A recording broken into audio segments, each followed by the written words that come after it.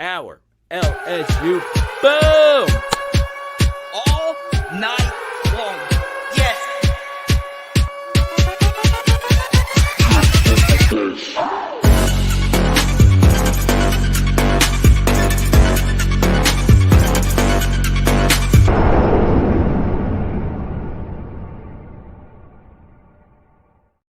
Let's freaking go! CJ Daniels has committed. Liberty Flames, are you kidding me? I'm looking at you right now. I need you in the live chat or in the comment section right now. Who will lead LSU in receiving yards next season? I need your help because this is something pretty unprecedented that's going to happen next year unless Chris Hilton or Aaron Anderson or Shelton Sampson or someone else does something about it. LSU has mostly been a position at wide receiver where they've not needed transfer portal guys. And guess what's happened? They are looking at a situation where Kyron Lacey, who's a former transfer from a few years ago, then you have Javion Thomas who's going to come in. He had 40 catches last season. And then you have CJ Daniels. And I have one advanced statistic to share with you when it comes to CJ Daniels. And this is why you come to me, baby. This is why you come get the real, and I mean the real PHL knowledge right here, okay? CJ Daniels led a statistic that Malik Neighbors has dominated in over the past couple of seasons, and it's called yards per route run, okay?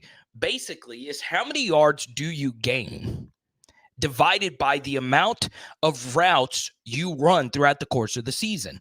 And CJ Daniels was number one in this statistic, according to SEC StatCat. Number one, and I understand it's Liberty. I understand. I've already done a full evaluation on him. And there will be a video breakdown on Patreon later this week.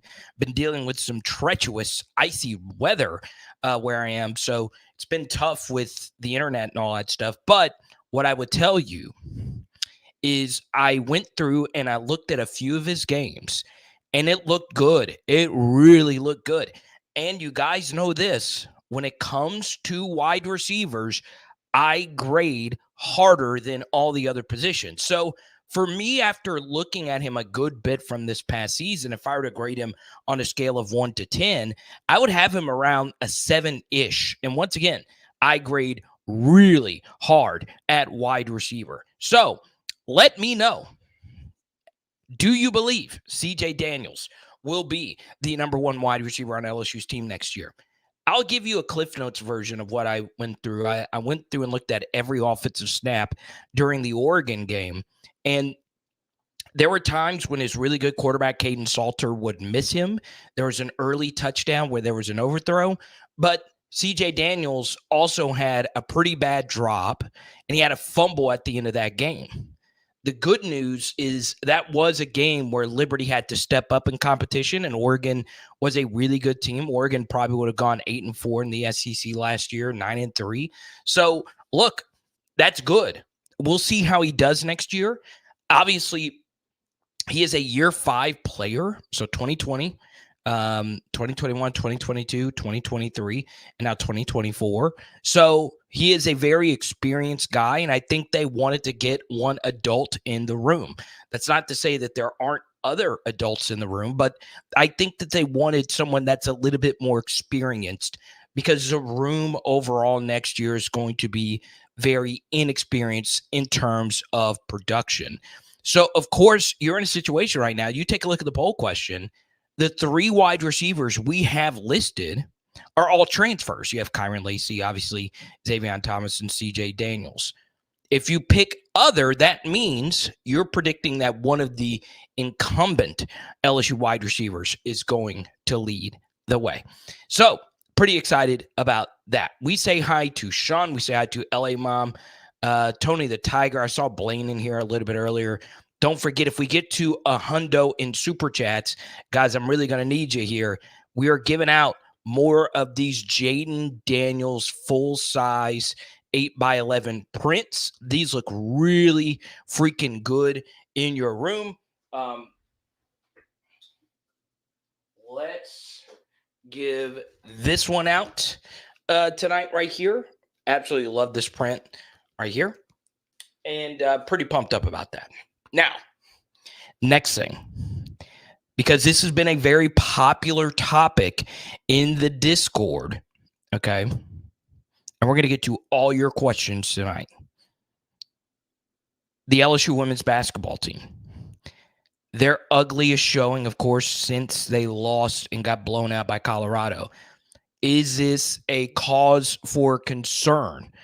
I would say no. I won't spend too much time on this during this early portion, but today was really bad. I mean, there's no other way around it. That team wasn't that good, but the atmosphere, the environment, it can be exhausting if you're treated like the Beatles everywhere you go and your target is on your back. But the truth is there was a lack of intensity. They won the loose ball battle, and some of your best players did not have their best day, but it wasn't the best coach game either, okay? I trust you, Kim Mulkey's the best coach in the sport and one of the best coaches in all of sports.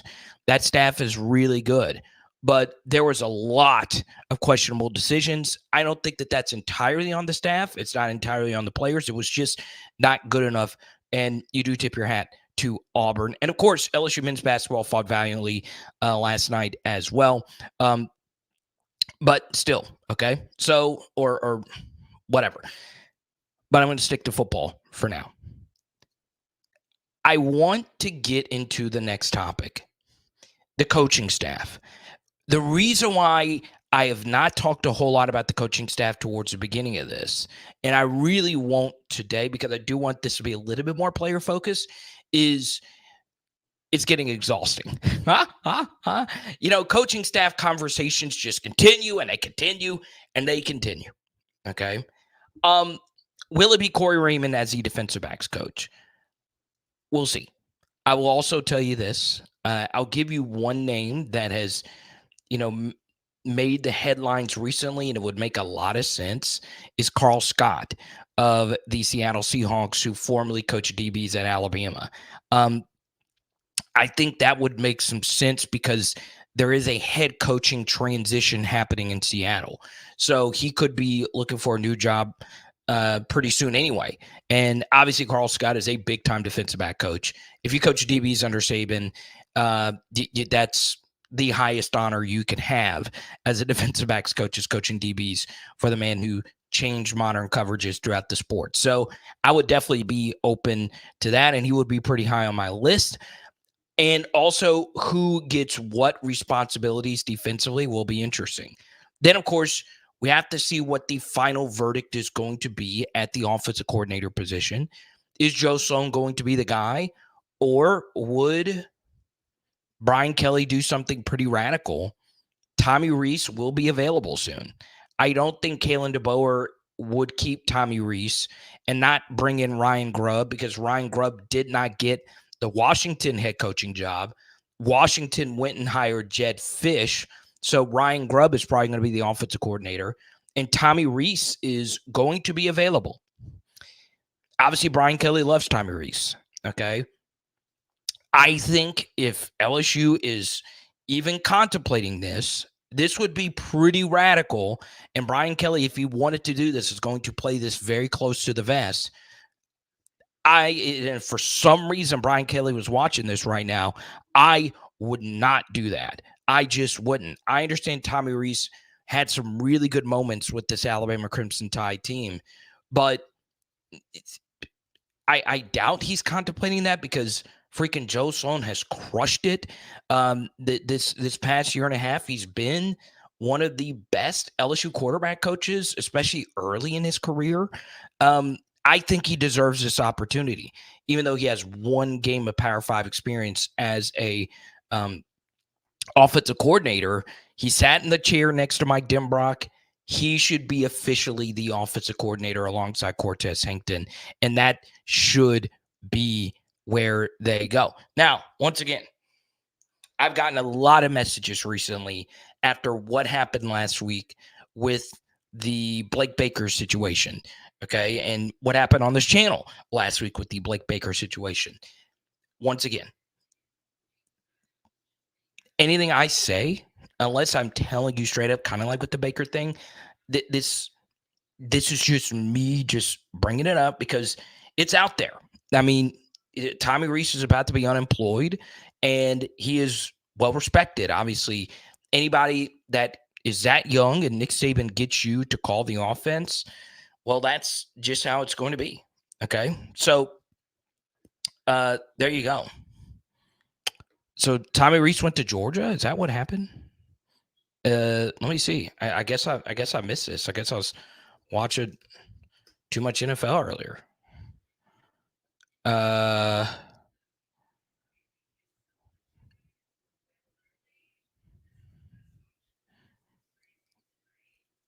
I don't know. It's just a rumor. I'm seeing it now. Okay. But why would he go to Georgia? That doesn't make any sense. He wouldn't call the plays. I don't think he's just going somewhere to be demoted. I understand there's not going to be a whole lot of OC jobs opening up, but I do think there would be a lot of schools that would fire their OC even this late in the process to go get him. Okay. So we'll see. Now, next thing. All right. I'm going to do something I normally don't do on this channel. I'm just going to do it. And sometimes you got to be bold. I know you come here for LSU discussion and sometimes SEC discussion and sometimes other discussion, but I have had it up to here. Okay. Up to here with the New Orleans Saints. Up to here. Now, I love the NFL, starting an NFL channel pretty soon. And I love watching the playoffs. I just do. Okay. What has dominated throughout the playoffs up to this point? Really good play callers. Really good play callers. Okay. And mostly offensive coaches. I understand D'Amico Ryans looked really good. They also have Bobby Slowick. All right. The Saints are going to run it back. They are going to run it back with Pete Carmichael, who has proven to you to be bad. You're going to run it back with Derek Carr. And here's the thing. The Saints were battling for that 7 seed with the Green Bay Packers. They were battling tooth and nail. They were right there. How close do you think that New Orleans Saints team is to that Green Bay Packers team you watched today? They're not close at all. They're not close at all. But what do the Packers have? Young quarterback, young offensive coach. What do the Saints have? Wash rag quarterback and a head coaching guy who is 30 games under 500. Career as a head coach. But the Saints said, you know what?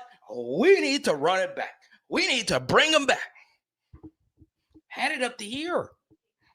Up to here. Okay? It's crazy.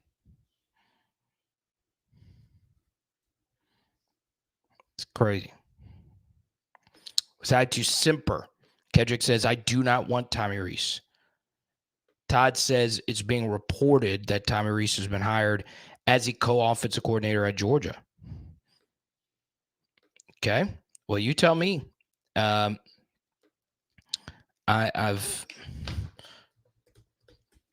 not seen it.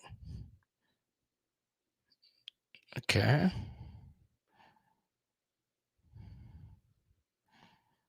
I just don't see it. Oh, I don't think that's true. It's a parody account that's been putting it out there. Y'all have really got to vet your stuff. You've really got to vet your stuff. Okay. If that was out there, you would know that was happening. Okay. So that's why you got to be skeptical of everything you read. Okay. So Todd, who you copied and paste that status from, I just looked and you can see, you just got to go to the profile, parody. Okay. And that's how the rumor started. It doesn't make sense him going to Georgia. The only way that would make sense would be Kirby Smart sticking it to a rival. He's already done that with the defensive backs coach. I loved the defensive back coach that they got, Tavares Robinson. And that was a really good, job by Kirby. But that's not here nor there. Okay.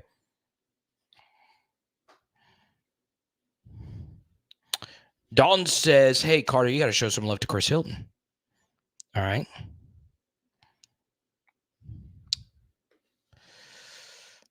Let's see. What are we giving out for our first $20 super chat? Let's give this out right here. First $20 super chat, we're going to give out a BTJ card. Okay? There you go. Next thing, if you are watching this on Facebook, please share this account. Yes, Kevin Peoples, it is official. He is going to LSU. All right. I want this to be clear as well. LSU's not going to do a press conference until all the coaches are hired, unless this takes forever to get a DB coach. Okay. I think that's why you've not had, the Blake Baker conference just yet. Okay. Now, if it was a head coach, they would have just already done it. But at this point, I think Kevin Peoples will coach the defensive ends. Now, in college, he played linebacker, but he's been mostly a defensive line coach. He obviously has a lot of SEC experience, and this might just be very small sample size, but he was a defensive line coach at Arkansas for those great Arkansas 2010 and 2011 teams. Okay. You remember the one that beat us in Little Rock to go to the Sugar Bowl, and they were the ones that we killed in 2011, but they were the number 3 ranked team in the country. And then, of course, in Missouri's front was really good this year, and they set the edge. Now, this is what some of you probably feel. But Carter, look, we paid Bo Davis all this money, okay, to be our defensive line coach, and he's only going to coach potentially the tackles. Yeah, that's fine with me. All right. There's more to being a defensive line coach than just coaching the tackles per se. Okay. Even if that is your only responsibility when it comes to coaching, it also gives him more freedom to recruit. And playing defensive tackle is radically different than playing defensive end. So could Kevin Peoples coach somewhere else? Yeah. He also has some special teams experience coaching as well. But one thing I like about the guys that they've brought in up to this point is the experience. Lots of good experience. Okay. You look at the last staff that LSU had defensively. It was a lot of bad experience. Guys that had years of service, but they didn't have success. Right. Robert Steeples didn't really have much experience, but the others, Cooks, had a lot of experience. Oklahoma didn't really like him as a DB's coach. They really didn't. They had a lot of top talent, and their secondaries were regularly bad. That's not entirely on him. You guys know Matt House, not really been that good of a defensive coordinator before he got to LSU. And then, of course, on the defensive front, Jamar Cain was your best coach, maybe on the entire staff. He was really that good and that well respected. And there was a parting of ways there. And, well, you didn't have a defensive line coach essentially this past season. So now you get Kevin Peoples, who has been very successful, Bo Davis has been almost as successful as you could be as a defensive line coach. And now Blake Baker, one of the best linebacker coaches in his 1 year at LSU. He was phenomenal. Phenomenal. And at Missouri, he was fantastic as well. So I like getting experience from people who have actually been good. Okay. Pretty excited about that. Pretty freaking excited. I don't know what Jancic's role specifically is going to be now, but he is being retained. Okay, Todd, please keep the language clean. Please. All right. I'm a little bit more disappointed in that. Please. I know occasionally I'll say a bad word, but try to keep the cussing to a minimum. Okay. Keep Sloan and Hankton as the OC combo. Okay. All right. Rob, the NFL's actually been really good. I've thoroughly, even though they've been blowouts, these playoff games have been entertaining. Anytime the Cowboys in the playoffs are in the mix, it's just there's really, really nothing quite like that in all of football. Okay. Destin says not having a DB coach might cost us some of these Bama DBs in the portal. The opposite might actually be true with this, so some patience is required. Okay. So yeah, I think sometimes what we lose about transfers, okay, is we tend to think every transfer is going to be good. Okay, we had up to this point one class where all our transfer DBs were good, and then the next class where all our transfer DBs weren't that good outside of a few. Okay. Like for me at this point, when it comes to transfer portal DBs, I know I put it out there that Amarion Walker would interest me, the transfer portal DB from Ponchatoula, who's been at Michigan these past couple seasons. I'm open to that. But I kind of want the next transfer DB to be someone who's played. Okay. We brought in a lot of transfer DBs. They really have a combined,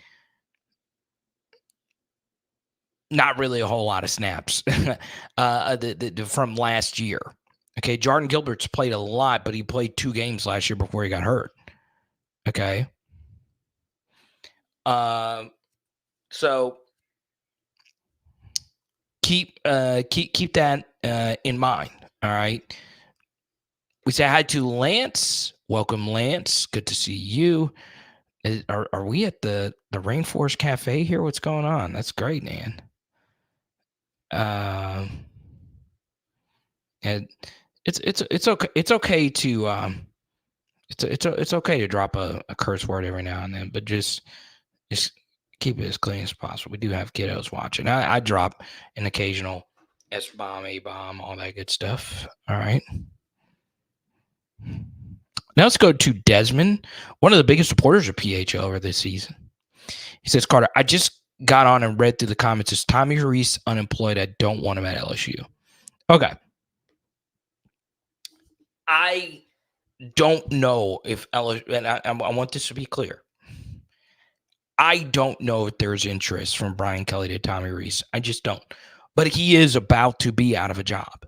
I don't think he would be retained unless Ryan Grubb was hired as a head coach at Washington. He was not. So Ryan Grubb needs a job. All right. Ryan Grubb's coach went to Alabama, and they were very successful at Washington. So Grubb is likely to be the offensive coordinator in Alabama, leaving Tommy Reese just out there. Okay. The likelihood that Tommy Reese is not an offensive coordinator somewhere next season is small. There is going to be some program that will push whoever their guy is to the side for him to be the OC. I do not want that to be ours. And I'm just saying, there's nobody that has a closer relationship with Tommy Rees and Brian Kelly. Tommy Rees owes his career to Brian Kelly. So I would be open to him joining the staff, obviously. He's a coach that talented.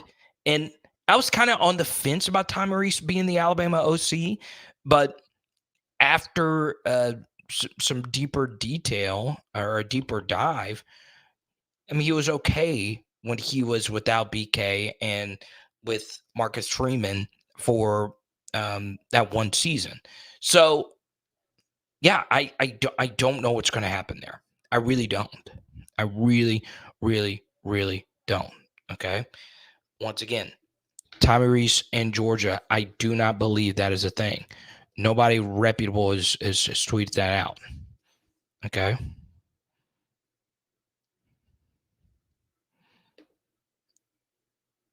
Okay. It's could it happen? Yes. Would that be something Kirby would do? Yes. Picking up Saban scraps. He's already done that once. Just be very careful. Okay. Do not trust that unless that's reported by someone that is truly national. Okay. Now,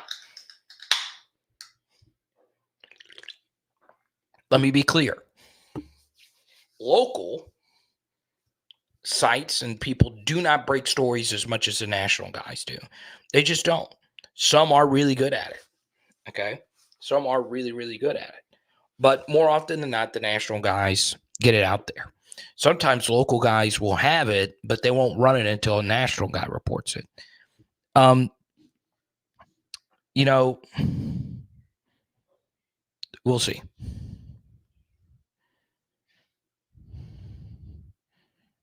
Just be careful. Okay.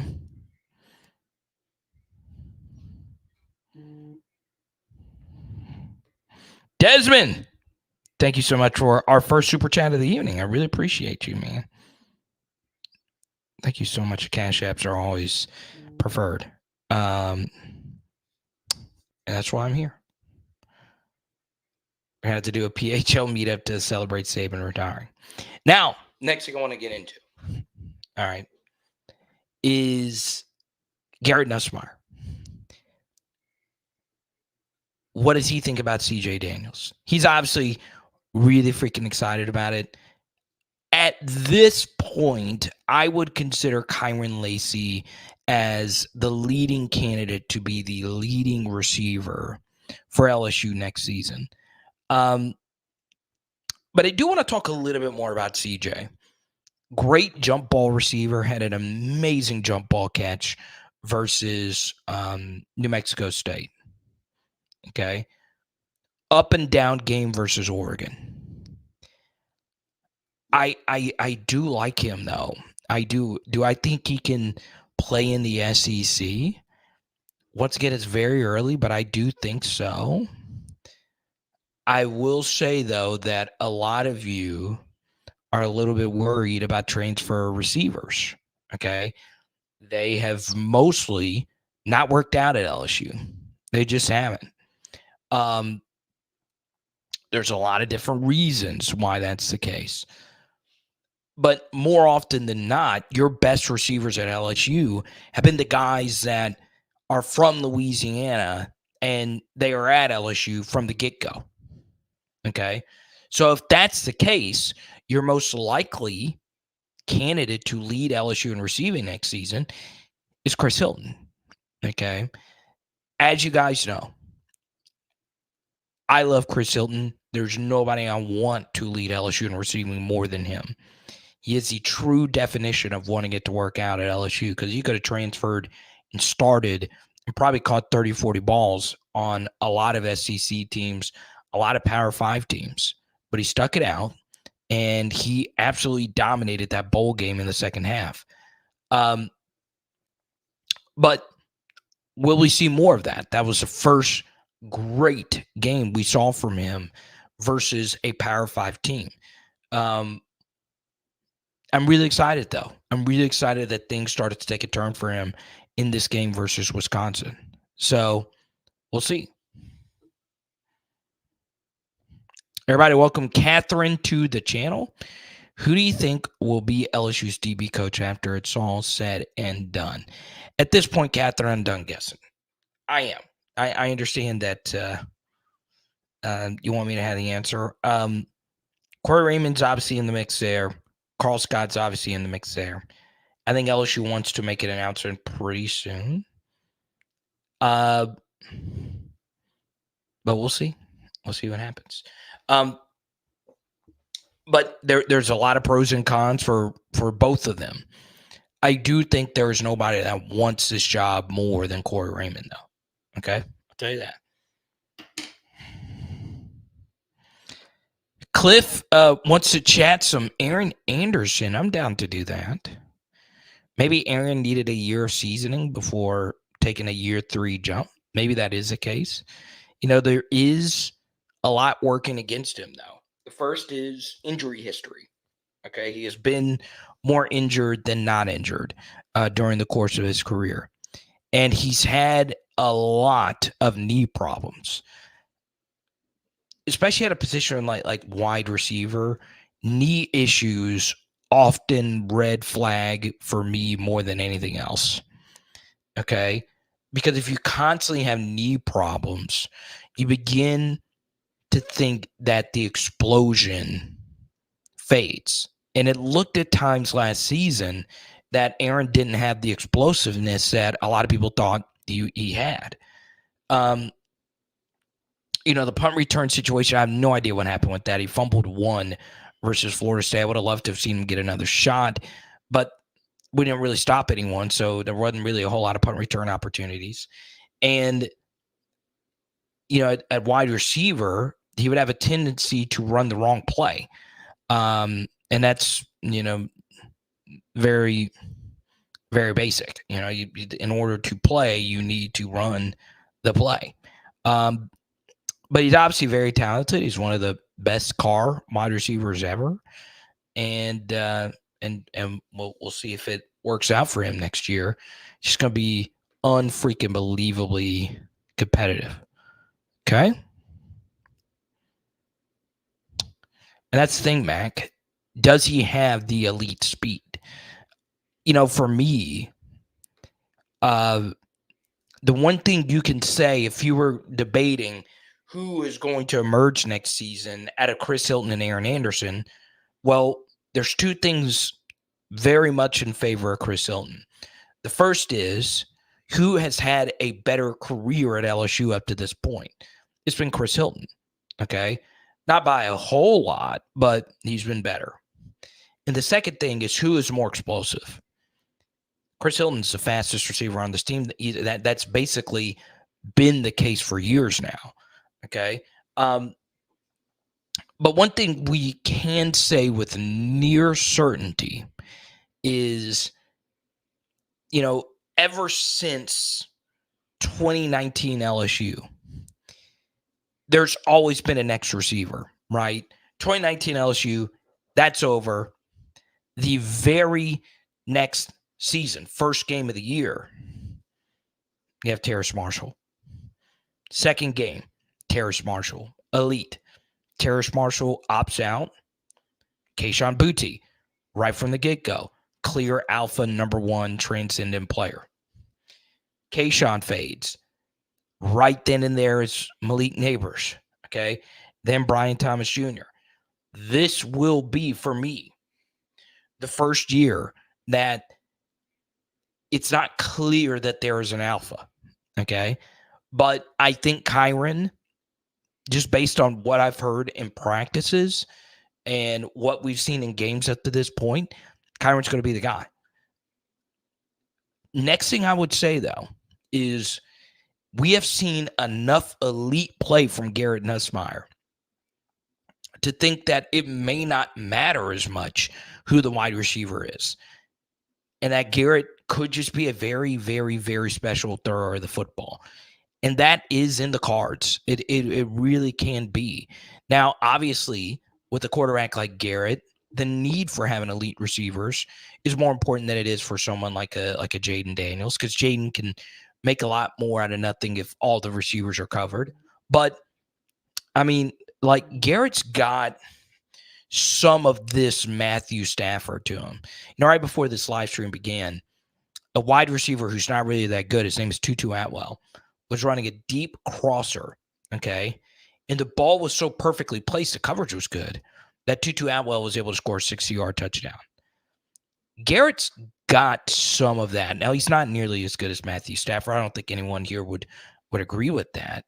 But he's got some of this elite ball placement and elite throwing ability that I think Garrett can get to the point where he is throwing people open, okay, where the coverage might be still very good, but he's still able to drop it in. And I'm really excited to see it. I really, really, really am. Because a lot of my favorite quarterbacks growing up was like that, right? Just guys, it doesn't matter the coverage. The ball is just going to be put in there. Okay. Uh-oh. He's here. Ladies and gentlemen, boys and girls, hide your kids, hide your wife. The Master Blaster's here. Get another super chat for Desmond. All right, Desmond. Let's see what you got here. You say you dropped it in chat. Let's go. Do you think LSU will have 4 or 5 assistants on defense? I hear LSU wants a special teams coach that only coaches special teams. Okay. Very good question. Now, let's chat special teams. All right, we touched on this briefly, but I'll go a little bit longer. And Desmond, thank you for your supers. And because you were our first $20 super chatter, bang, we still haven't gotten a YouTube super chatter. So, Desmond, send me an email. I'll send you this BTJ card in the mail. It's for you, my brother. And thanks for not only supporting me, but thanks for supporting my dear friend Van in higher learning. So Desmond has a very good question. Let's talk special teams. Having a special teams only coach. All right.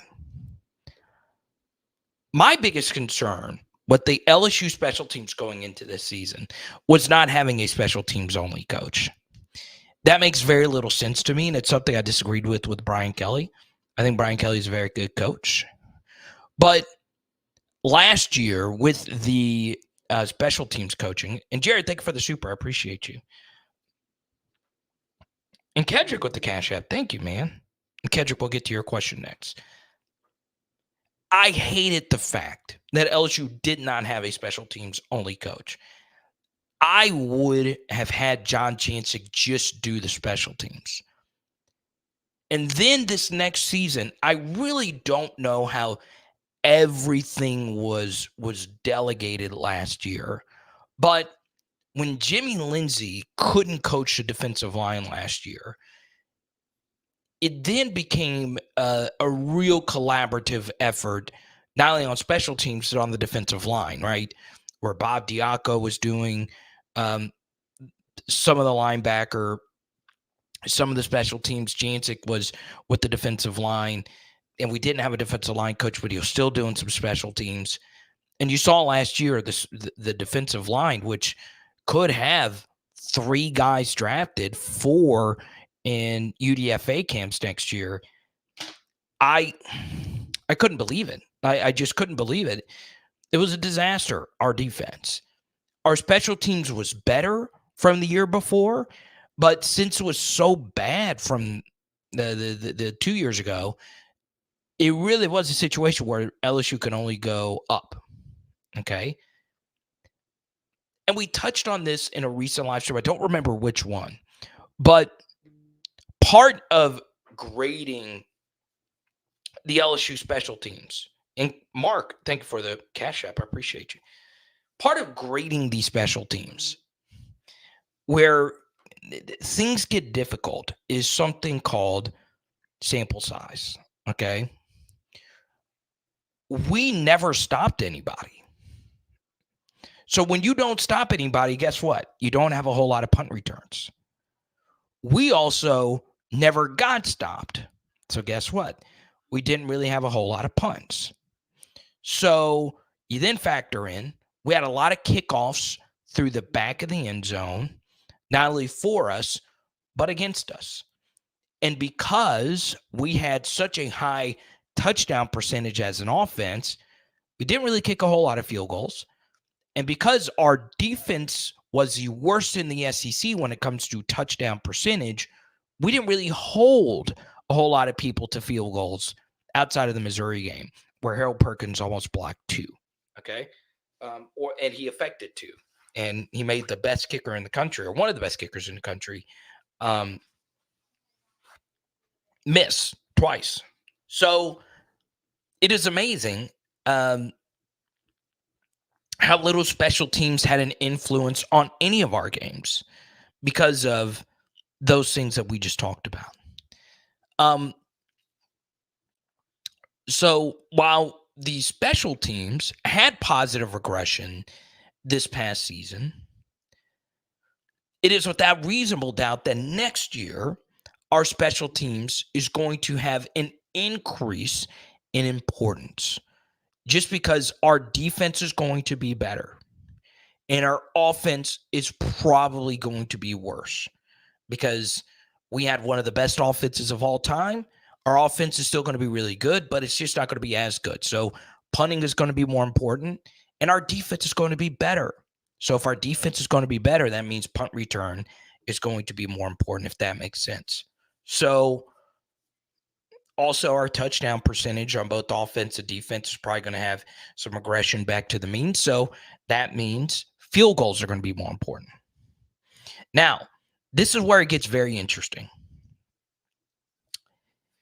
If LSU elects to keep John Jancic as their special teams coach, could there be a situation where LSU is bold enough to make a switch at kicker? All right. Now, by all accounts, Aaron Burrell is going to be one of the most hyped kickers ever at LSU. Okay. Comes in from Parkway High School, has an absolutely monster leg, top 5 kicker in the Coles kicking ranking. And maybe he's a guy. This is a guy that Brian Kelly singled out in the recruiting press conference, Aaron Burrell. So is he someone that's our new field goal kicker, or is he just a kickoff specialist? All right.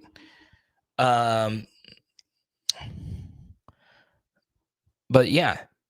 Now, let's follow up here. Kedrick, let me know what your question is.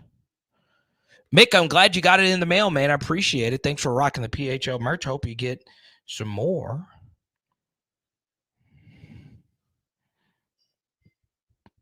Desmond, I love that name on Instagram.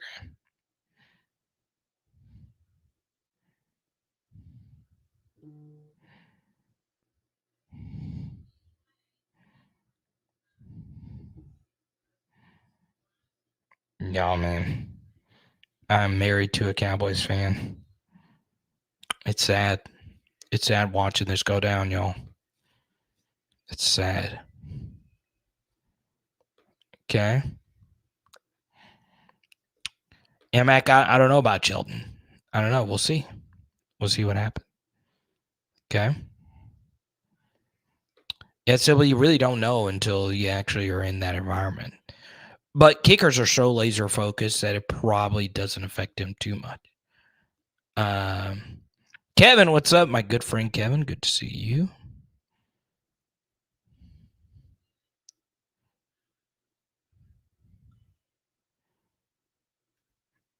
BK wants to have 20 defensive coaches.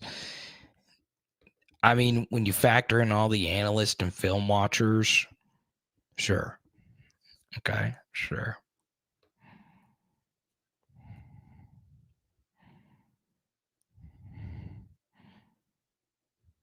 Dev says Kyron. Okay. But Desmond, this was a really good question. I appreciate your support, brother.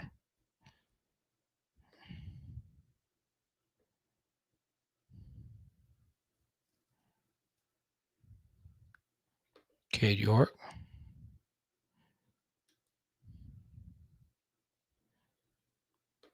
Pat Surtain or Mike Mickens? Ask the power. I like that. I love Pat Surtain, though. I love that his son, okay, in Alabama, he played at Alabama, obviously. He shunned us on signing day. But he actually clapped back at a fan on Twitter. That's always hilarious. All right, let's go to Deadeye Jed. Why doesn't BK hire Greg McMahon as a special teams coach? Yeah, it's I don't know. Greg McMahon is the best special teams coach ever at LSU. I think he is. There might be some disagreement there. I don't know. I mean, he was such an Orgeron guy, and I think he's been at Tulane. So there you go. Kedrick super chats, and I'm bringing up the Cowboys. I'm so sorry about that. I didn't know you were a Cowboys fan as well. He wants Dak gone by tonight. How about this? Cowboys get rid of Dak, and they draft Jaden Daniels. It's Jaden Daniels, CeeDee Lamb, Brandon Cooks next season. Shucks, that tight end Ferguson went off today. Let's go to Memphis. Good to see you. Memphis, is this you with the GOAT? With the Heisman Trophy winner? What's up, Memphis? Do you think we have a shot at Ryan Williams? Okay. That's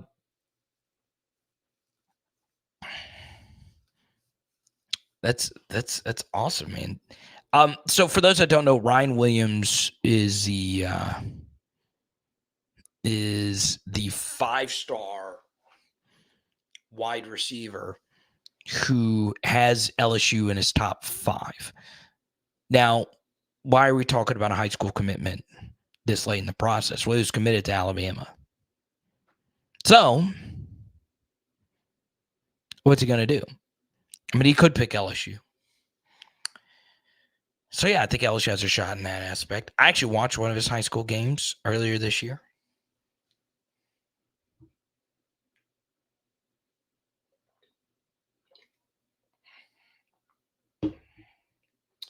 I'll say this about every Alabama player that has entered the portal.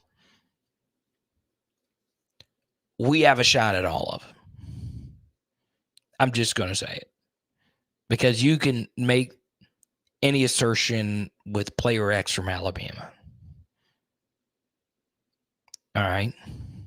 Amari Niblack entered the portal today from Alabama. He is a very talented tight end. Very talented.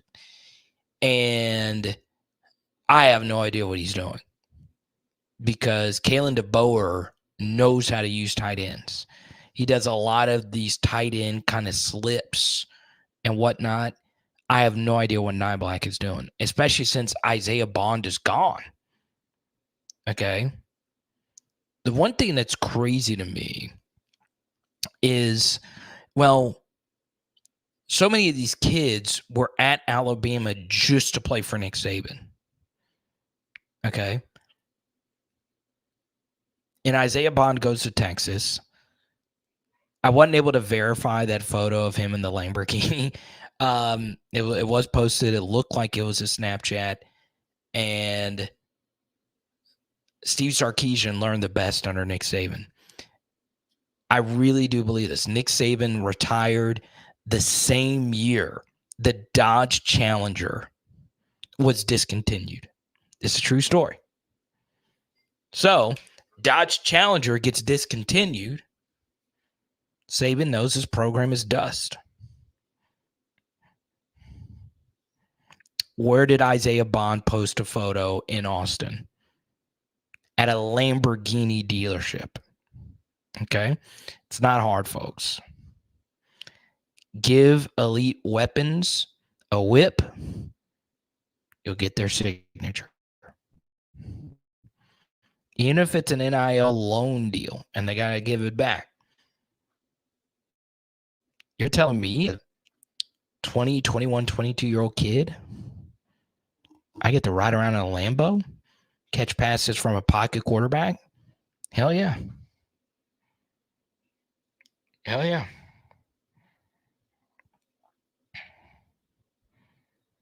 Mark, you get the next topic. Kedrick, any topic you want to get to, we'll do that. Ty Chris, I appreciate your super from a while back. Thank you so much.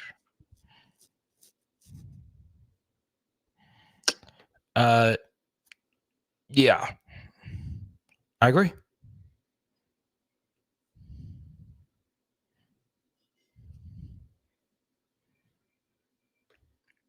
That is true, though. To Nick's credit, I might be in the minority here, but I would prefer a Mercedes over a Lambo. Nick Saban does own like 50 Mercedes dealerships or something like that. You know, this is a one thing I never understood about Nick Saban, okay? And this is the one thing I think was so wrong about the Jimbo Fisher situation. So many people made a big deal about the buyout, and he did get an extraordinary buyout payment. But ultimately, your program is nothing if you don't get the head coach right. Assistant coaches give you a huge boost, especially if you weren't good at that position coach prior. So a guy like Bo Davis is really going to move the needle. Coordinators really, really, really matter.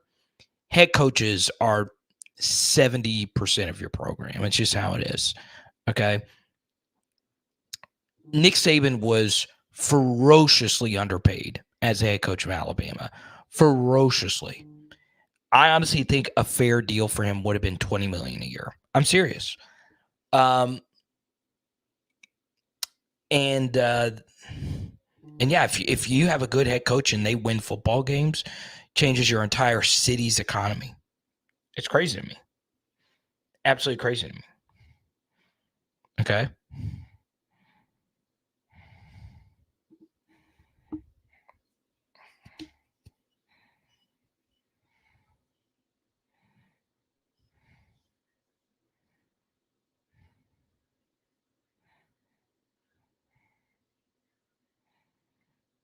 Let's see here.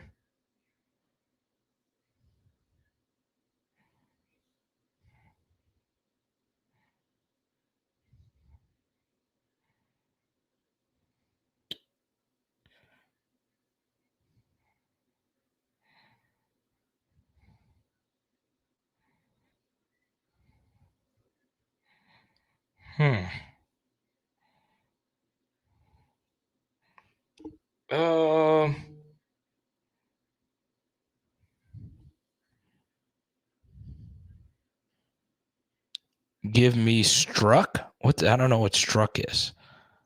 Okay.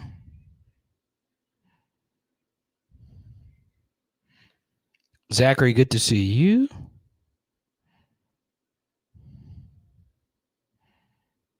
Desmond's the chart. Let's go. Let's go. Oh, the challenge. Or you got a challenger. Okay.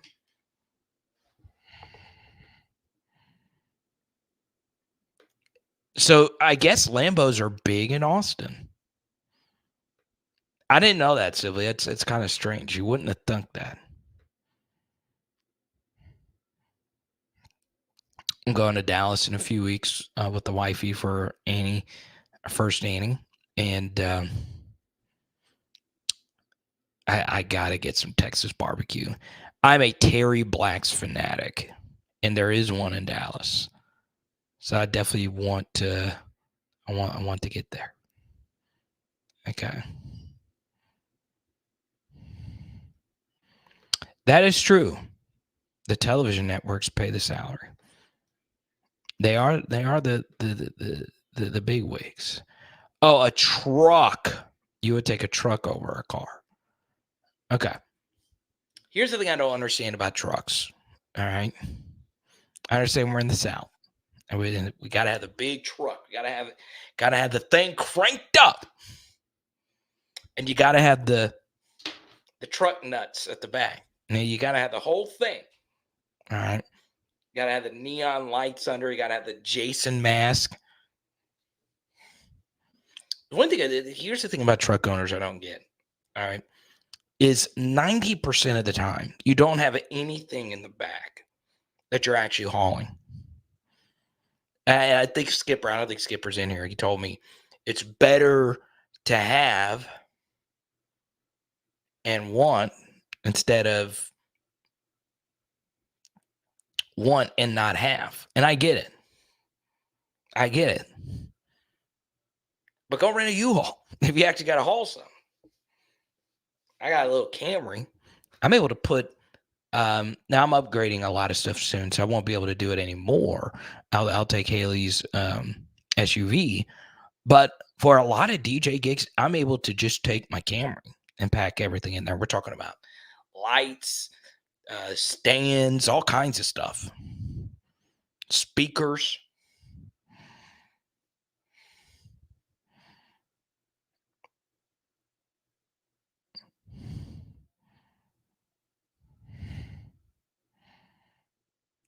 I love it. So, Rob, you don't do I don't really see those as much anymore. I wasn't saying you had them, but like once in a blue moon, you still see them. But for a while, they were in style, man. You know, I'm talking about those little iron ones at the bottom. I'm like, dang, gum, son. That's exactly what I need to see on the highway.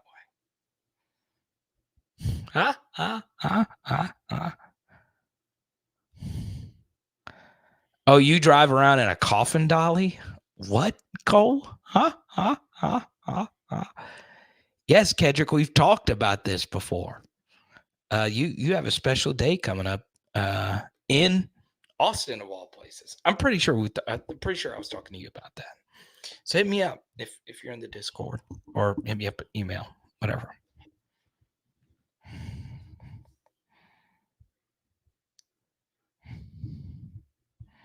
All right, here's what we're going to do. In the next 10 to 15 minutes, I'm going to answer as many questions as we possibly can.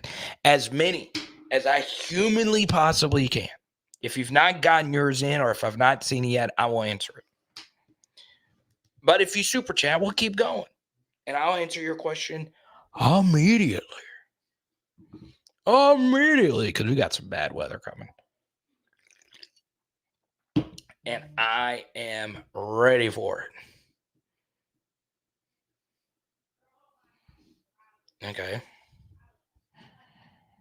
Ford F-150, let's go.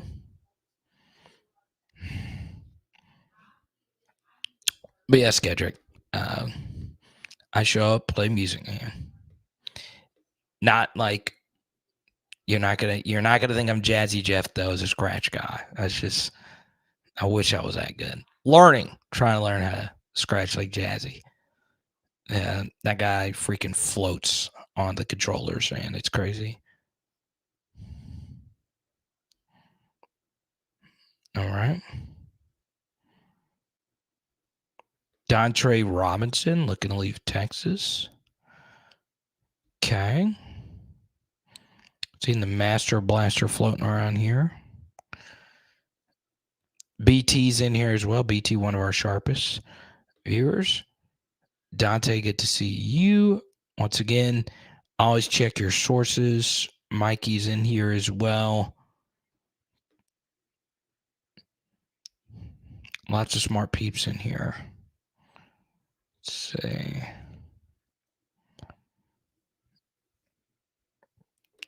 This is a good question from Sibley. Do I think Bama gets to 10 wins next season?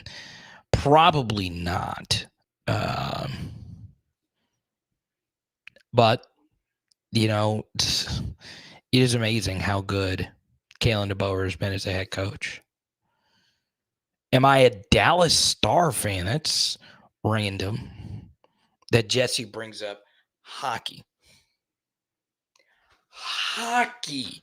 Yo, bring up hockey. Really? And of course, the only time that hockey's good is if you're there. And I agree. Hockey is a very fun sport to be there.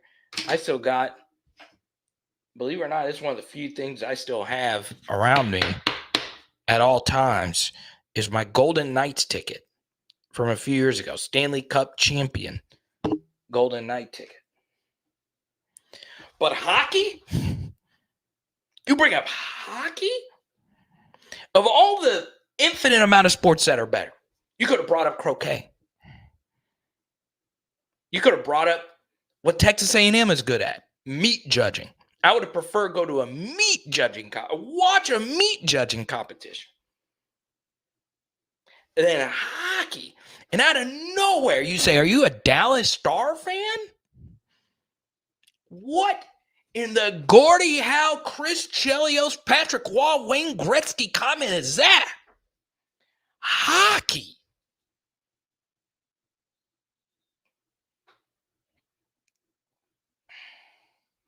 Hockey. Hockey. You know, there's an infinite amount of sports. And hockey? Well, Carter, here's the thing. You can go to a hockey match, and you won't believe what happens. They fight. True. And the fighting in hockey is crazy.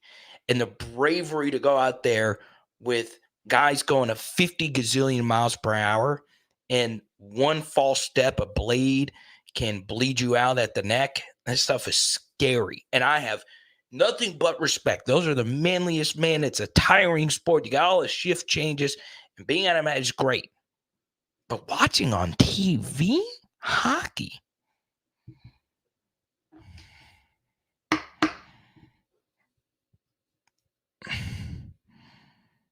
Hockey.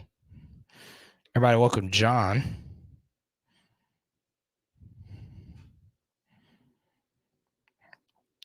Good to see you.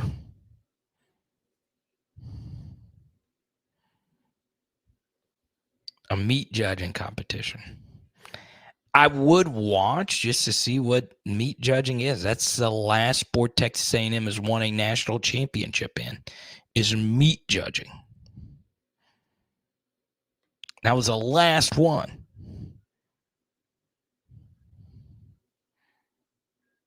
How is that even a thing? How did that even become a thing? Was someone just sitting around saying, you know what? You know what would be a great sport? How about we get someone out here to judge freaking ribeyes? Just slap a brisket and see, oh, man, this meat is tender. Meat judging. It's an actual thing. Texas A&M, that's how they won their last national championship.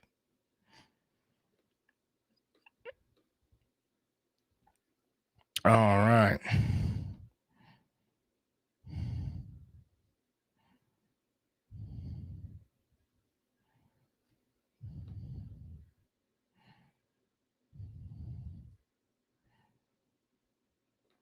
Hey, Sauce Boy, don't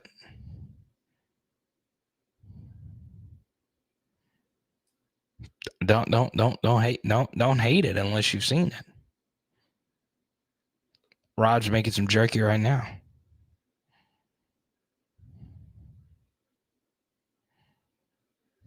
Let's go to Scooby. I said I would get back into some women's basketball discussion.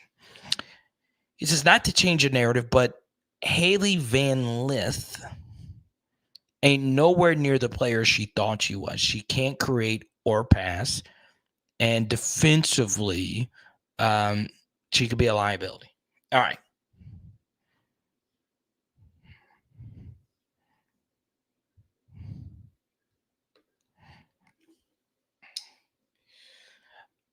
I'm not going to put too much on Van Lith's plate here, because the best player, not named Angel Reese, on this team struggled today. It was Michaela Williams. She's a true freshman. It was a raucous road environment. She just was not herself. And she is a shooter. Dude, I have never in all my life seen rims as brutal as Auburn. Okay, now what do I mean by that? Well, Auburn's rims, no shot bounces in. They only bounce out. Now, I don't know if it's the rim or how the ball is inflated or whatever. That's not why we lost. I'm just pointing out on both teams, there were a lot of shots that rattled out today, an obnoxiously high amount. Michaela Williams is a distant shooter. So, it just wasn't her day. Defensively, though, was where things really began to fall apart. LSU's not really that deep of a team. And yeah, when I've watched LSU women's basketball, it's tough because a lot of the games are on when, I'm live streaming. But I watch a good bit of the game. I thought Anissa Mora was going to be really good. I've already started buying a lot of her cards. She had another decent game today. And we knew Angel Reese was going to Angel. But Flauche has been a lot better this year. One kind of thing lost last year was during the March Madness run, Flauche never really had that dominant game. And this year she's been really good. But Haley Van Lith has been a disappointment. I do wonder a few things, okay? The first, and I understand this is an excuse, but she played in a lot of these 3-on-3 tournaments. Maybe that's having an effect on her. You play a lot of these 3-on-3 games. You're not really doing a whole lot of like full court sprints. It's a lot of half court stuff. And it's a lot easier to get your shot up in a 3-on-3 environment. It's just such a completely different sport. I'd be interested to see if there's any other players who have struggled playing, 3-on-3 and getting back into the 5-on-5 stuff. The second is at Louisville, she was the team. And here, she is at best the fourth best player on this team. Obviously, Angel Morrow and Michaela are ahead of her. And that's tough for a player who's kind of ball dominant. And the third is just athleticism. She's undersized. She gives people like me hope because, almost all levels of basketball is just, the men's side is just anywhere from 6'4" to 6'10" or above wing people, right? And Haley Van Lith, even though it's women's, she's undersized, right? She's not like an incredible athlete like a Flauche or Morrow. And they're elite. They're elite athletically. So that's tough.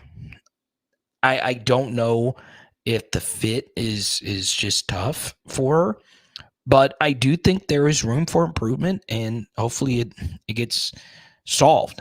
But one thing I would also say about Van Lith is today, LSU situationally wasn't that great. And there were times last year where situationally in tight, close games, it's not the smoothest, right? You saw this in the Tennessee game that they lost in the SEC tournament last year, and you saw it today. For those that watch the game, take the final possession. You're down by 2, and I don't mind down by 2. All your guards are struggling. Give it to Angel Reese and let her decide it. What you do need to tell her, though, is you're down by 2.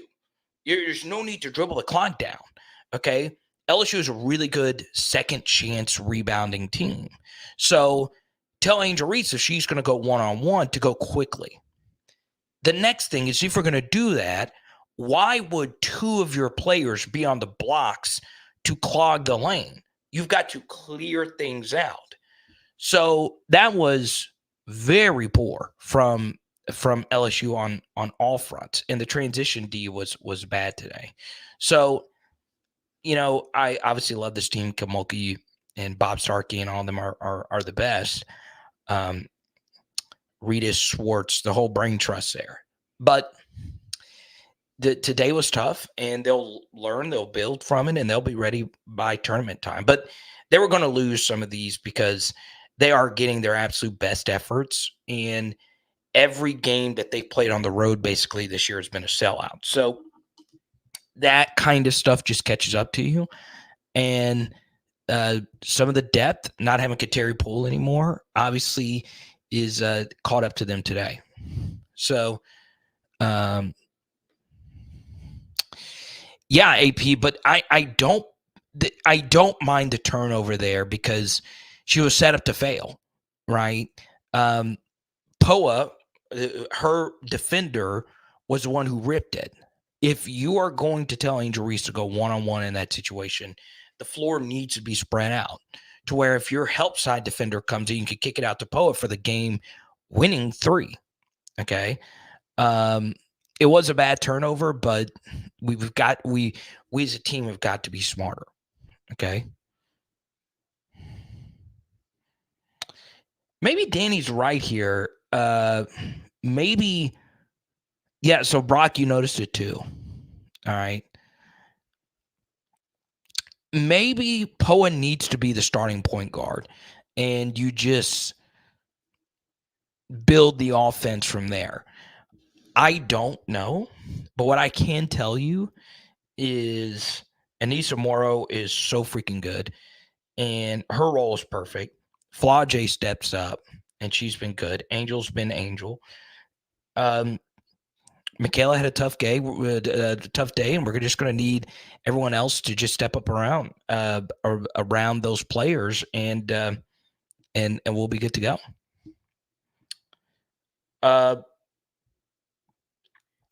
For me, I think this team will still go to the Final Four and play Iowa at some point. And I think that's what we all want. LSU, Iowa for the whole shebang bang. Part 2.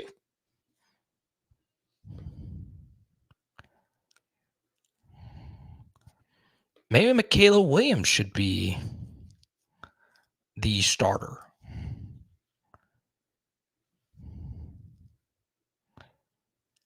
Okay. Maybe Van Lith is hurt.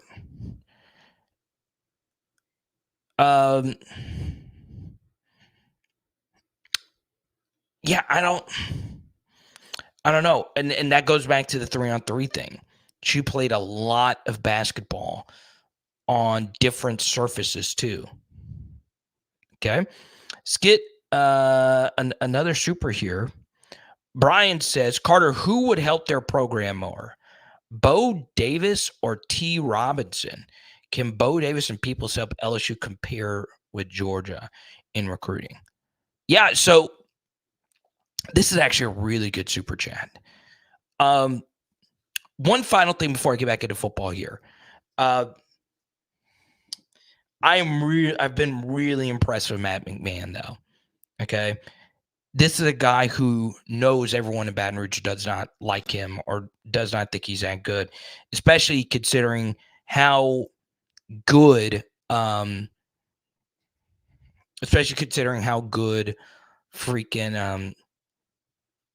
the LSU women's team has been, but also how good Will Wade has been at McNeese. So shout out to Matt McMahon. But obviously I want to focus mostly on the women's team because, they're one of the biggest stories in sports, and it's just how it is. But shout out to Jalen Cook and everybody on that team. I think Michaela Williams is about to go on a run like we've never seen before. Normally when these transcendent talents as a true freshman have like this one true freshman game, they get back to who they really are. And I think Michaela Williams, and obviously I'm very biased because she's been on the channel before. We have one of the few one-on-one interviews with her. So I could be wrong. But I think this is going to take her to another level. And I would not be shocked if we see a bunch of 20-point games in a row here. All right. Now,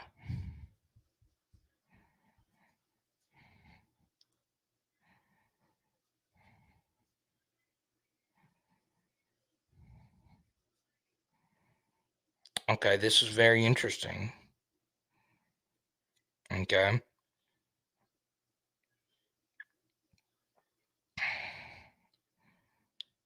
And I'll be brief on this. This is from someone that's watching the stream. Okay, and this is from a Bama insider. All right, this is one Bama insider. I have not been able to confirm this, and it does matter. And one more thing on the LSU women's basketball team, my last thing. It's going to be so cool to see Rebecca freaking Lobo in Baton Rouge. They're doing a college game day for the LSU South Carolina game coming up. And game day is going to be here. So it'll be Rebecca Lobo, Andrea Carter, very good announcer. Elle Duncan, shout out to her. I think she's awesome. And Holly Rowe, I think, is going to be here. And then a few others. That's going to be awesome exposure for the school. We need as many LSU South Carolina matchups as we possibly can. And one thing I hope happens is I hope Don Staley and Kim Mulkey never like each other. I think when two A-listers hate each other's guts, there's plenty of time when their careers are over they can make up, right? But it's a magic bird kind of thing. Don Staley, Kim Mulkey, the two best coaches out there. Forget Gino Auriemma. He's old news. These are the two best coaches. Okay. Carolyn Peck, that's the other announcer. Sam, what's up? Good to see you, man. Haley Van Lith is going to be healthy, and we're going to run the table. Forget South Carolina. Forget them. Okay. All right. So this is from one Bama insider that Tavares Robinson might be Alabama's defensive coordinator next year. So it's not signed, sealed, delivered that he's at Georgia, even though Georgia's already announced that he's going to be their DB coach. Now, obviously, if he is the defensive coordinator in Alabama, he's going to go back to Alabama. Obviously, I would prefer him to go to Georgia, because if he were to go back to Alabama, that means less of those Bama guys are going to transfer out on the defensive side of the football. So there you go. But he is one of the best coaches in the country. Okay. It's another reason why I want Carl Scott, because Saban DB coaches are some of the best, right? But can Bo Davis and Kevin Peoples help LSU compare with Georgia in recruiting? Yes. Obviously, if we win 10 more games this season, get to a college football playoff, go on a little run in the playoff, with the 2025 and 2026 classes looking the way that they do now. Now, once again, this is a lot of heavy projecting. We'll see what Bryce Underwood and everyone does if they actually sign with LSU. I think that they are. If it stands in place, LSU has a high likelihood of having back-to-back top 5 classes these next couple of years. Now, if Terry Bussey commits to LSU, this current class very well could sneak into that top 5. I've not done my own projections or not. I just care if you're in the top 10 more often than not. But if you can get inside that top 5, historically, that bodes really well for you. So, yes, LSU is on a trajectory that they're going to have back-to-back top 5 classes. It would be a miracle if the 2025 class is not a top 5 class when it's all said and done, because they have 3 top 10 5-star players, including by far the number 1 guy at the number 1 most important position. Then, in the next class, Louisiana, for the 2026s, they have most of the elite guys. Number 1 D lineman, a bunch of other good pieces. So that's obviously very early when it comes to projections. So, Brian, I know you're a big recruiting guy, especially in New Orleans. You're still going to have, obviously, unless he gets a head coaching job, you're still going to have Frank Wilson and Bo Davis.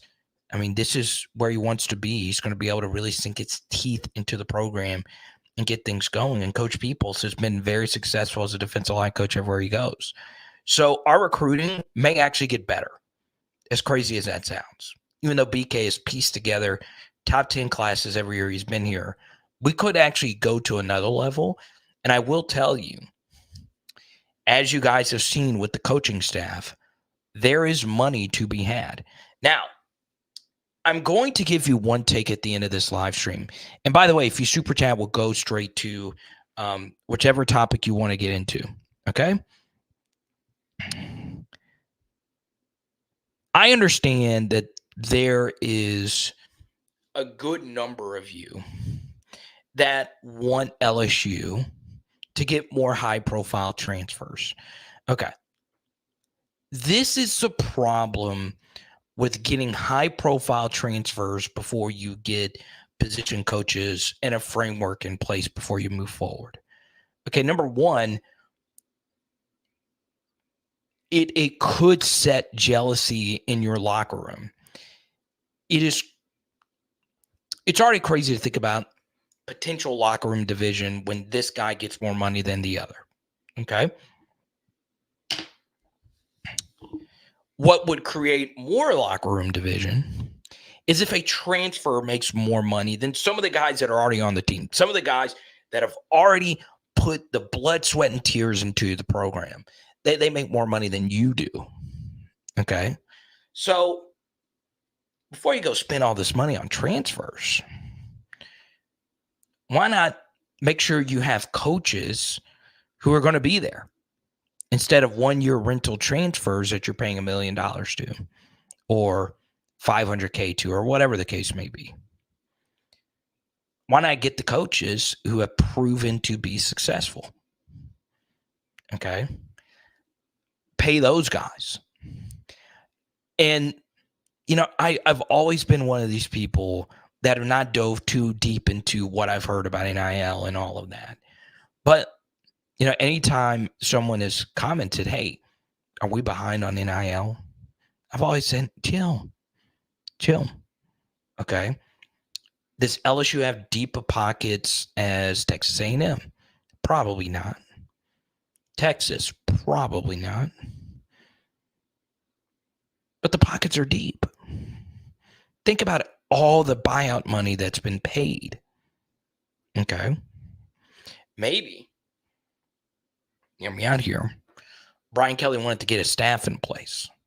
Pay those guys because they're the guys actually coaching. Okay. That'll be there from year to year, hopefully. So I also think there is going to be a strong push for 2025.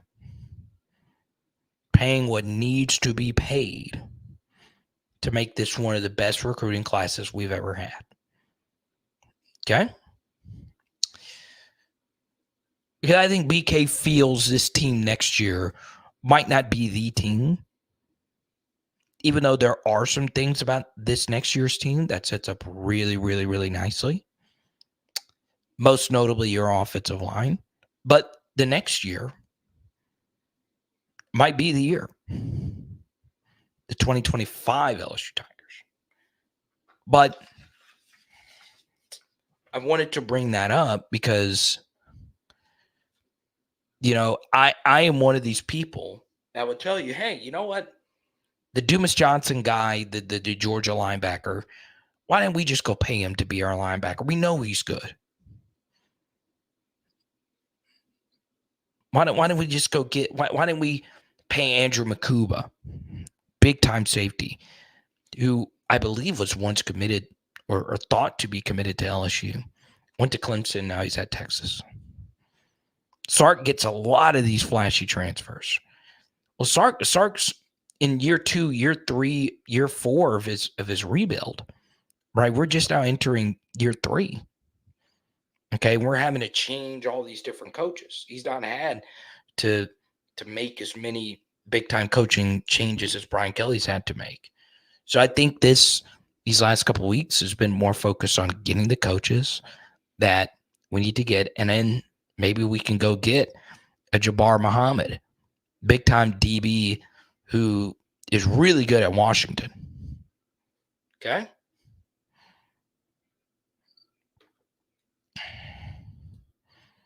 Carl Scott recruits. Brian Branch, yeah, he's playing right now. Kool-Aid, Surtain, of course. Drew Sanders, great player at Arkansas. And when he played at Alabama, he was just behind Dallas Turner and Will Anderson, both first-round players. And the Brockermeyer twins, one of which was a 5-star, but didn't pan out. Okay? So, I appreciate each and every one of you. What a fun live stream. Kind of want to turn this. I'm a huge Matthew Stafford guy. I've always thought he's been really cool. I'm gonna put the game on in the background here. We got ourselves a close one. I'll take a few more here. I love chatting women's basketball on here, as you can tell. I really love watching them. I think it's so cool that Kim Mulkey's on the sideline. And you know, obviously last year going to the Final Four was a big deal. But ever since I interviewed Michaela Williams, it's crazy to think that might be like the biggest athlete interview I've ever done when her career is all said and done.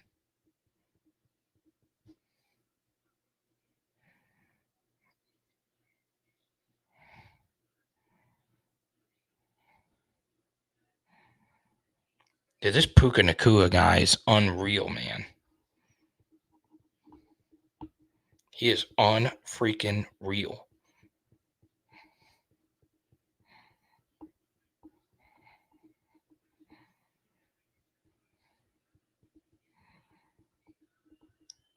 Like, how many wide receivers in the NFL are better than this guy? Obviously, Jamar, Justin, Hill. We'll take a few more here.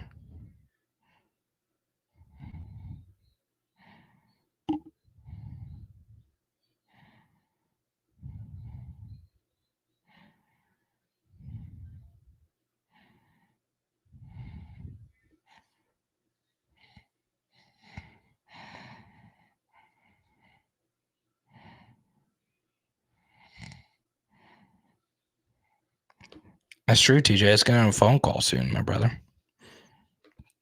Let's go to JJ. I agree on getting great coaches, which BK seems to be doing. Concerns seem to be with these higher profile transfers are coming and going while we wait to fill coaching spots, especially at DB. That's true. And trust me, JJ, it has been painful because there are some guys that would be guys that I would love to pay for when it comes to when it comes to ROI.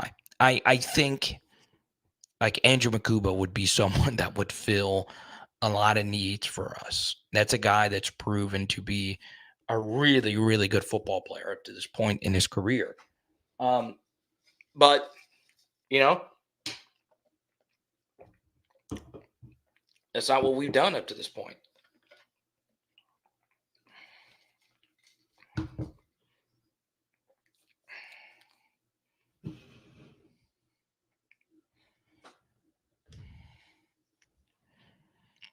And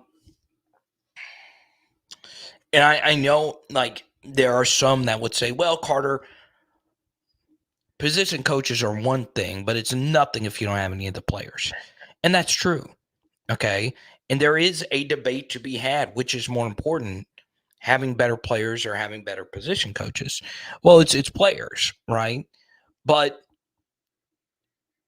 you know, position coach is someone that's going to be there with you, hopefully for the next couple of seasons, right?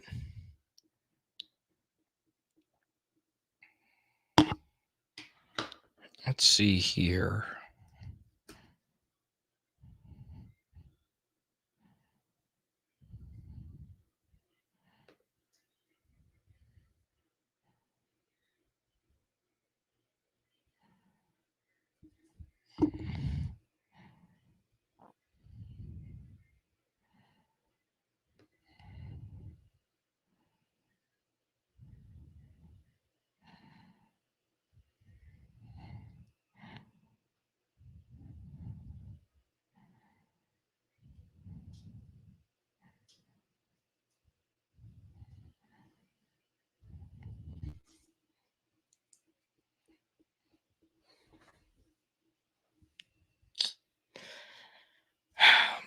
But yeah, trust me, JJ, I have wrestled with this for a long time. Like, because I just think to myself, man, this is, let's just say it costs $250K to get a big time DB. That might be worth it, you know?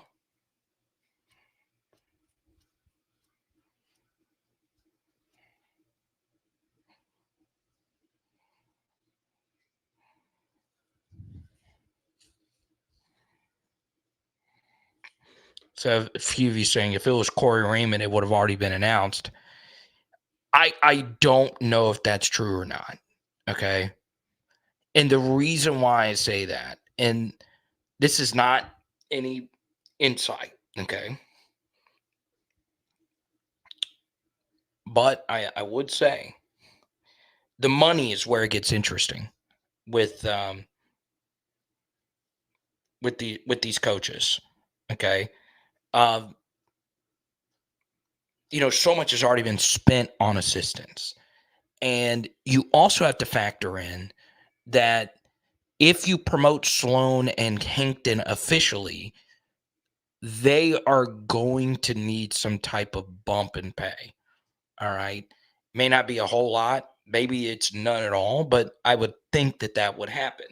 So what does that look like? I don't know.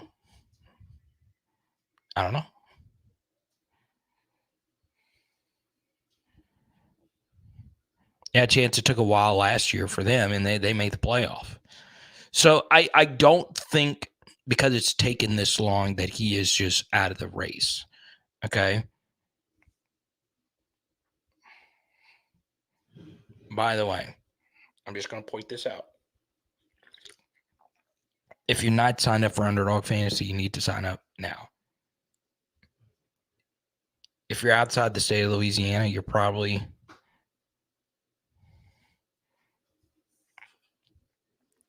eligible. Underdog Fantasy, underdogfantasy.com. Bang. Bang. Promo code Carter.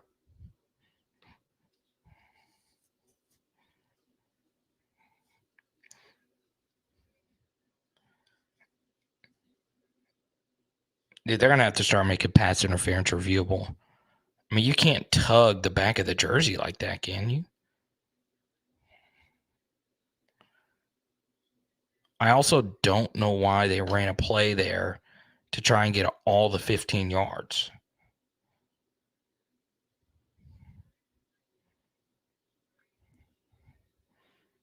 That was also really stupid to return that punt.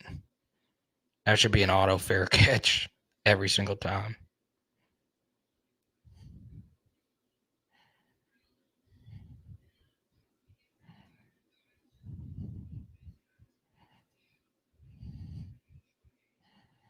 Chance. Part of the script. Okay. This is where I'll push back on you, Chance, with this. Because I know you've brought this up a few times. Who would the NFL be better off with winning this game? Would it be the biggest media market in the country? A team that just won the Super Bowl with a high-profile coach and a high-profile quarterback? Or would it be the Detroit Lions? Detroit's probably, I would guess, 15th biggest media market.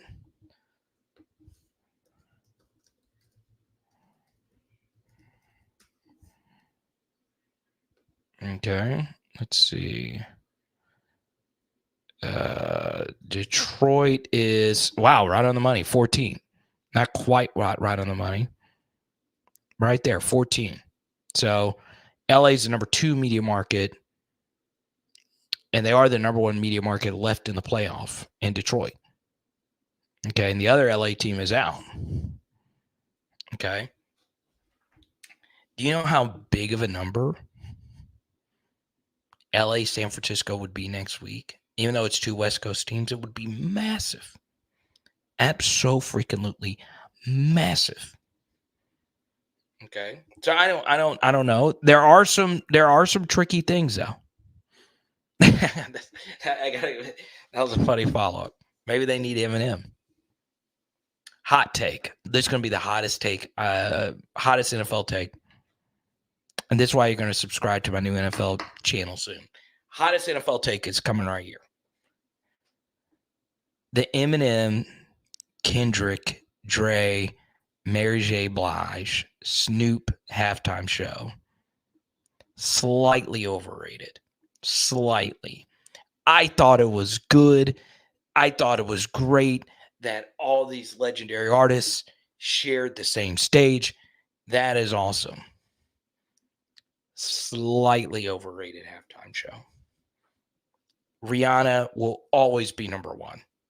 And I'm just a massive Rihanna fan. But I know.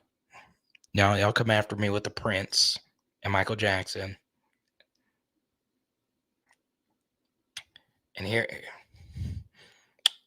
and the Hornsters are going to come out of here and say, no, Carter, it was JT and Janet Jackson. That was the best one.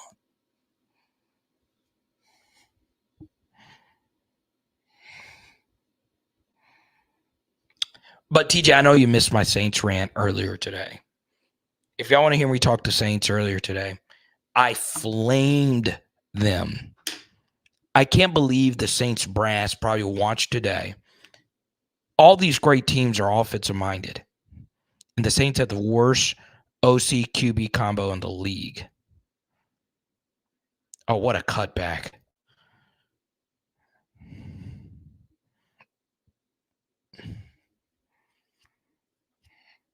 Detroit in the Super Bowl would be awesome. LA's about to cover the spread, though. But no matter what happens in this game, like, for instance, as far as the script is concerned, would the NFL script writers prefer the Dallas Cowboys, the biggest brand in the sport, or the Green Bay Packers in the smallest media market in all of professional sports? It's definitely one of the smaller ones.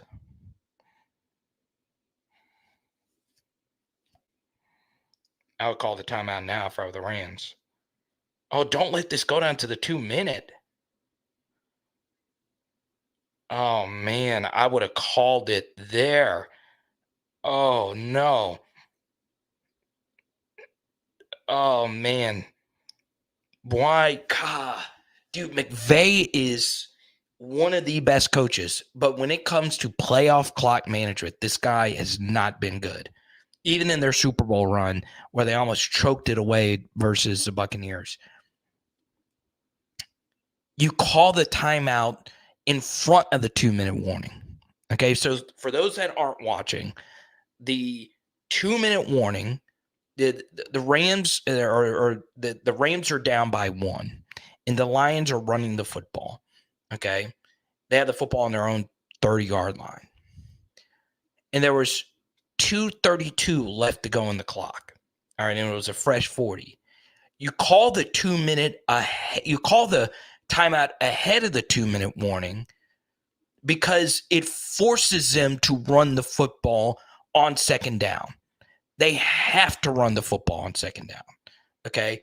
Because you want to bleed the clock down automatically to get the 2 minute warning out of the way.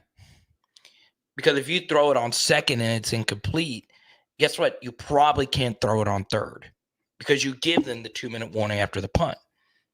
Okay?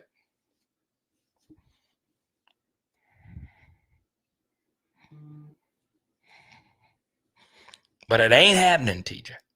It ain't. And I'm already ready as a Saints fan. And I'll always admit this. I am not the biggest Saints fan. Okay? I'm not.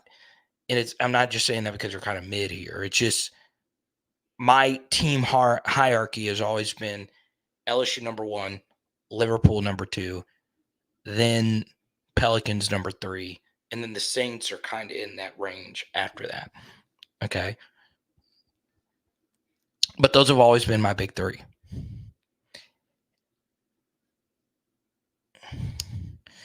The Saints piss me off, man.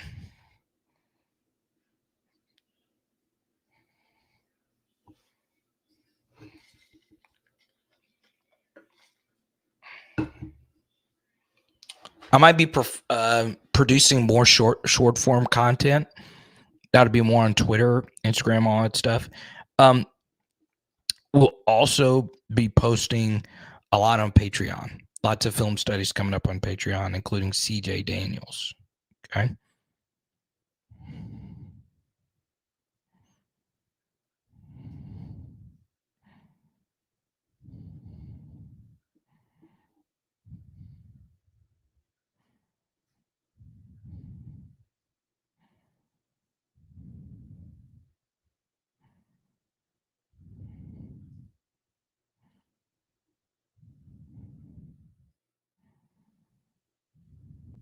Got it. That's the game right there. That's it.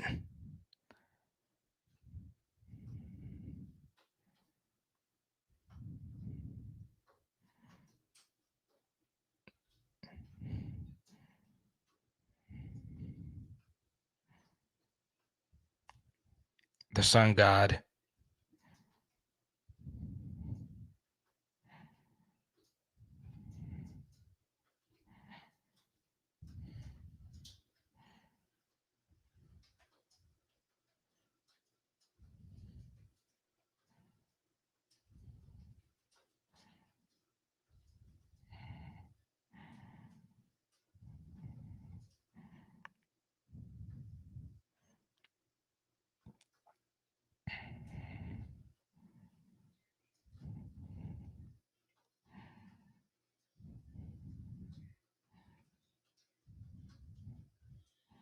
Can they knee it? Yeah, they can kneel it.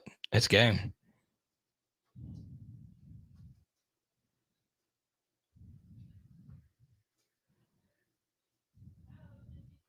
The Lions freaking get it done.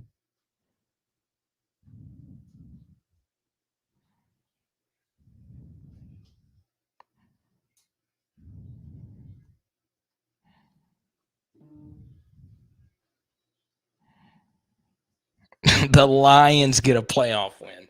If the Lions are getting playoff wins,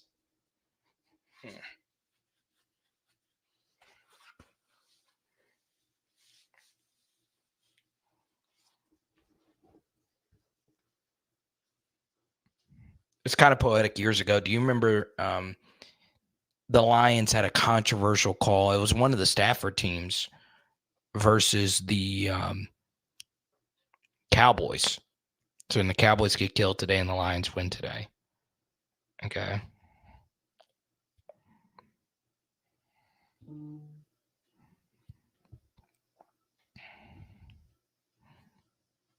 And then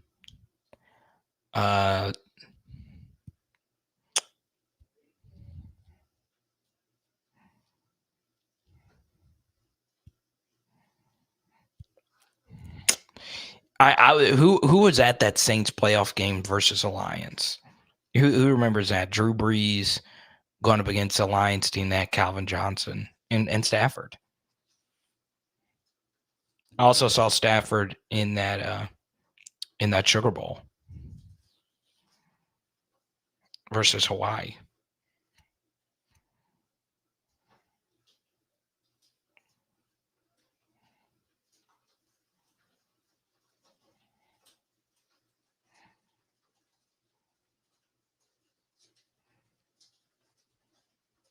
What a game.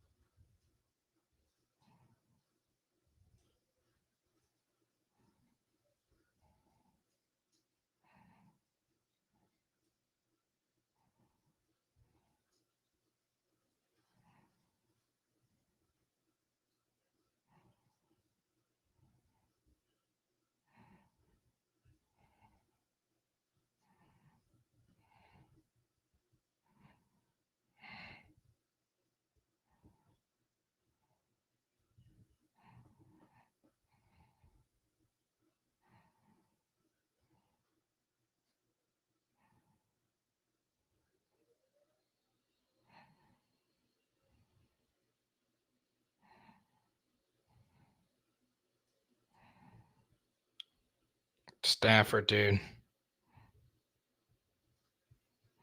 Stafford. Waits 32 years? That's wild, dude. 1992. Insane. Me too, Alan. I was very young. Exactly. So you remember that game, dude. They were screwed. Now, that was definitely one of those. Is there a script writer moments? Now, top super chatters tonight. Jared, BT, JJ. Number one, though, was Desmond via Cash App. Also, shout out to Kedrick. Shout out to Mark. Really appreciate you guys because this is how I make a living. Your donations. And obviously, make a few money via AdSense and all that stuff. But thank you so very much. Okay. Also, like to thank our friends at Louisiana Controls, LouisianaControls.com, Underdog Fantasy, UnderdogFantasy.com. All the info is right down below. It is Power Hour LSU. Bah! And tonight, we are doing